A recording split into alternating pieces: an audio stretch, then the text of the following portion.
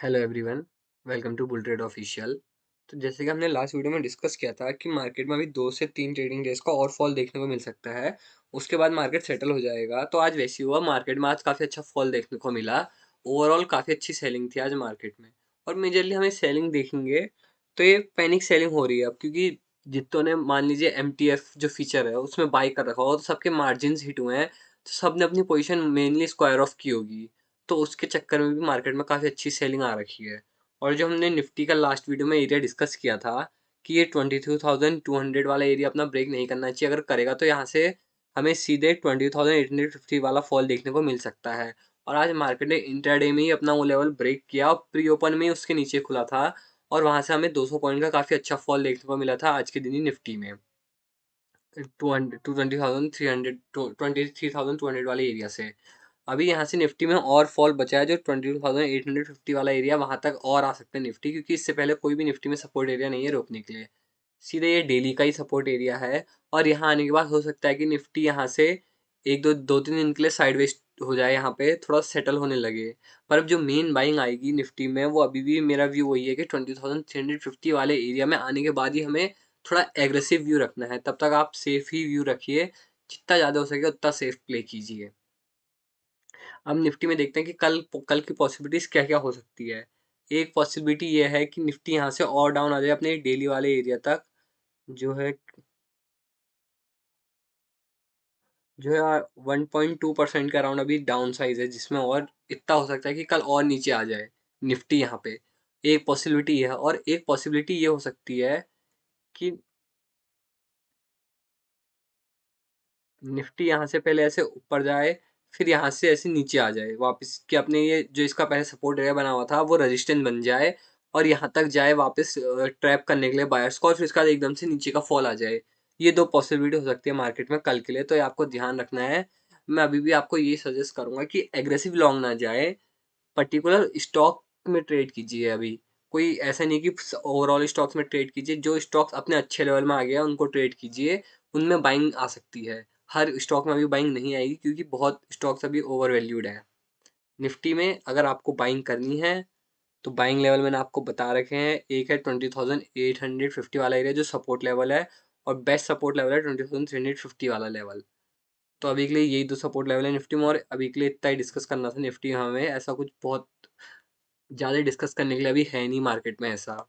आइए अब हम डिस्कस करें बैंक निफ्टी। बैंक निफ्टी काफ़ी अच्छा है, जो हमने पिछले बार डिस्कस भी किया था, और इस सपोर्ट लेवल में भी आने वाला था अपने। तो बैंक निफ्टी हमने जैसा कहा था कि इसमें अब थोड़ा सा ही वो बचा है सेलिंग, और वैसे ही हुआ आज। बैंक निफ्टी अपने सपोर्ट लेवल में आ गया है क्वार्टरली के, जो काफ़ी अच्छा सपोर्ट लेवल है यहाँ से। अब बैंक निफ्टी यहाँ पे धीरे धीरे धीरे धीरे सेटल होना शुरू होगा, और आप देखेंगे तो निफ्टी में भी जो डेली का एरिया है वो थोड़ा दूर है। तो हो सकता है बैंक निफ्टी भी अपने ये अब डेली के एग्जीक्यूशन तक आ जाए, जो क्वार्टरली से ही कोइंसाइडिंग है, जो परफेक्ट एरिया है लॉन्ग का। और मान लीजिए कि अगर यहीं पे कल आ जाता है निफ्टी निफ्टी अपने जोन में आने के लिए, और बैंक निफ्टी भी यहाँ तक आता है, तो यहाँ से हमें काफ़ी अच्छा रिवर्सल देखने को मिल सकता है इंट्राडे में ही। जो ये लेवल है 47,500 वाला, अगर इंट्राडे में यहीं टच कर गया तो इंट्राडे में हो सकता है कि पूरा रिवर्सल हो जाए। पर मैं चाहूँगा कि यहाँ पे 2-3 दिन तक बैंक निफ्टी थोड़ा साइडवेज रहे, जिससे एक अच्छा बेस फॉर्मेशन हो जाए और उसके बाद अच्छी बाइंग आए। और यहाँ से हमें लॉन्ग होना है तो मैं आपको बता देता हूँ, यहाँ से हम टारगेट ले सकते हैं। मिनिमम टारगेट जो हमें लॉन्ग होने का है वो 49,400 का हम मिनिमम टारगेट ले सकते हैं। एक बार वीकली में भी जाके देख लेते हैं। वीकली में भी यही है, फर्स्ट टारगेट वही रहेगा हमारा, और सेकंड टारगेट हमारा रहेगा जो 50,900 वाला एरिया है वो। फर्स्ट टारगेट यहाँ वहाँ से लॉन्ग होने के बाद हमारा रहेगा 49,400 वाला एरिया, और जो सेकंड टारगेट रहेगा वो हमारा रहेगा 50,000 वाला एरिया है। तो ये दो बातें आपको ध्यान में रखनी है, ये दो लेवल्स हैं। मैं अब मार्क भी कर देता हूँ जो हमारा टारगेट रहेगा इसमें। सेकंड टारगेट, ये हमारा सेकंड टारगेट, और फर्स्ट टारगेट है हमारा ये वाला एरिया। मैंने अभी से मार्क कर दिए हैं लेवल, और चार्ट में डिलीट नहीं करूँगा, यही चार्ट रहेगा बाकी आपको समझाने के लिए, ताकि और आसानी रहे। तो बैंक निफ्टी में आपको अब दो बातें ध्यान में रखनी है। बैंक निफ्टी में आप सबसे पहले आपको शॉर्ट नहीं करना है, शॉर्ट बिल्कुल नहीं देखना है इसमें, क्योंकि अब ये बैंक निफ्टी सेटल हो जाएगा यहाँ पे एक दो ट्रेडिंग सेशन में, और बस, उसके बाद और कुछ फॉल नहीं है इसमें। फिर साइडवेज टू अप के लिए हम व्यू बना लेंगे अपना बैंक निफ्टी में। साइडवेज तो आप अभी से बना लीजिए, वो मैं बस डाउन साइड का इसलिए कह रहा हूँ क्योंकि निफ्टी थोड़ा 1% दूर है अब अपने डेली के सपोर्ट एरिया से, तो हो सकता है बैंक निफ्टी भी डीप आ जाए। जो हमने पिछली वीडियोस में डिस्कस किया था कि निफ्टी के थोड़ा डीप आने तक हो सकता है कि बैंक निफ्टी अपना डीप आ जाए, तो वैसा ही हो सकता है पॉसिबिलिटी। इंट्राडे में ही अगर आपको ये वाला लेवल मिलता है 47,500 वाला, तो आप यहाँ से लॉन्ग हो सकते हैं। पर इंट्राडे के लिए लॉन्ग नहीं होना है। आप व्यू बना के चलिएगा कि थोड़ा दूर के एक्सपायरी लीजिएगा। ये वाले मंथ की नहीं लेके अगले मंथ की ले सकते हैं आप, जिससे आपको थोड़ा टाइम मिल जाए कि थोड़ा अगर साइडवेज भी रहे तो आपको ज़्यादा प्रॉब्लम ना हो, उसमें टाइम डिके ना लगे, ये ध्यान में रखिएगा। बैंक निफ्टी में आप सिर्फ लॉन्ग की ट्रेड देखिएगा, शॉर्ट की अपॉर्चुनिटी मत ढूंढिएगा, जिसमें हम टारगेट ले के जा सकते हैं।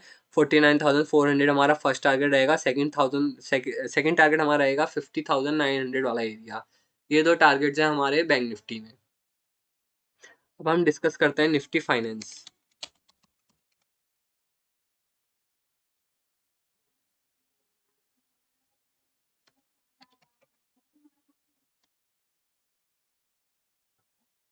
निफ्टी फाइनेंस में देखेंगे तो हमने जो पिछली वीडियोस में डिस्कस किया था कि डेली का एरिया जो मैं कह रहा था कि कुछ खास नहीं है, पर मैं इसको सिर्फ इसलिए लेके चल रहा हूँ क्योंकि बैंक निफ्टी अपने सपोर्ट में आने वाला है, और ये पर इसके नीचे ही सीधे खुला तो ये हमारा एरिया ही इनवैलिड हो गया, इसको हम डिलीट कर देते हैं।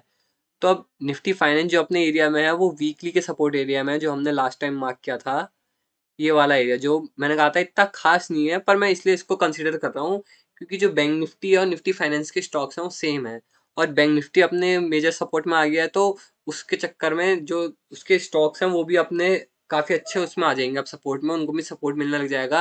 इसलिए मैंने निफ्टी फाइनेंस में ये वाला लेवल मार्क किया था। और जब दो हाईली वेटेड सेक्टर या इंडेक्स कह दें सपोर्ट में आ जाते हैं एक साथ, तो वहाँ पे मार्केट सेटल होना धीरे धीरे स्टार्ट हो जाता है। तो यहाँ पे हम निफ्टी फाइनेंस में भी आप थोड़ा सेटलमेंट देख सकते हैं। ये भी यहाँ पे से थोड़ा साइडवेज रह सकता है, आप इसमें भी अब हमें अभी शॉर्ट की अपॉर्चुनिटी नहीं देखनी है निफ्टी फाइनेंस में। हाँ, इसका जो वीकली का एरिया है वो वीक है as compare to Bank Nifty का जो क्वार्टरली का एरिया है, पर स्टॉक दोनों में सेम है, इसलिए इसमें अब मैं थोड़ा पॉजिटिव व्यू लेके चल रहा हूँ। तो यहाँ से अब हम हमारा अप्रोच क्या रहना चाहिए, अब आपका ये क्वेश्चन होगा।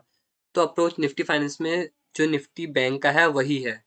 अब यहाँ से हमें साइडवेज टू अपसाइड का अप्रोच रखना है। अभी हमें फॉल के लिए अब ज़्यादा इसमें शॉर्ट की अपॉर्चुनिटी नहीं ढूंढनी है। क्यों? क्योंकि हमारा ये सपोर्ट लेवल में आ गया है।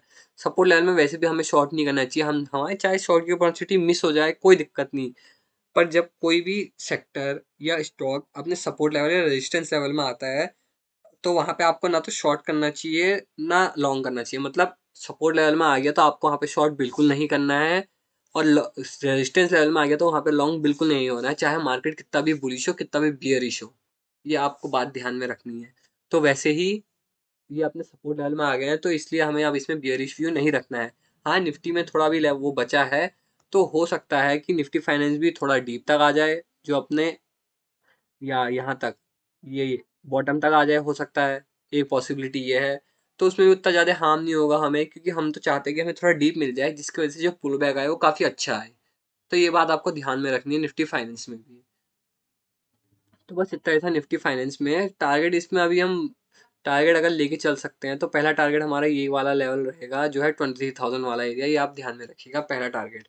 अगर यहाँ से रिवर्सल होता है बैंक निफ्टी के साथ निफ्टी फाइनेंस भी, तो 23,000 का हम पहले इसमें पहला टारगेट ले सकते हैं अपने लिए। तो चलिए अब सेंसेक्स डिस्कस करते हैं। सेंसेक्स भी सेम देखेंगे तो इसका अपना जो लेवल था, जो इंपॉर्टेंट लेवल हमने लास्ट वीडियो में डिस्कस किया था, उसके नीचे ही खुला और एक रेड कैंडल के साथ ही क्लोज हुआ है आज ये भी। अब यहाँ से सिर्फ हमारे पास ये डेली का एरिया ही बचा है सपोर्ट के लिए, जो 1.7% के अराउंड डाउन साइड है, जो निफ्टी में भी 1.2% के अराउंड है, तो ऑलमोस्ट सेम सेम एरिया है। तो इन दोनों अगर एक साथ हमारे यहाँ सपोर्ट लेवल में आते हैं तो इंट्राडे में हमें काफ़ी अच्छा रिवर्सल देखने को मिलेगा यहाँ से, जो रिवर्सल हमारा 2 से 3 दिन तक चल सकता है। ये पॉसिबिलिटीज हो सकती हैं मार्केट में, ये आप ध्यान में रखिएगा।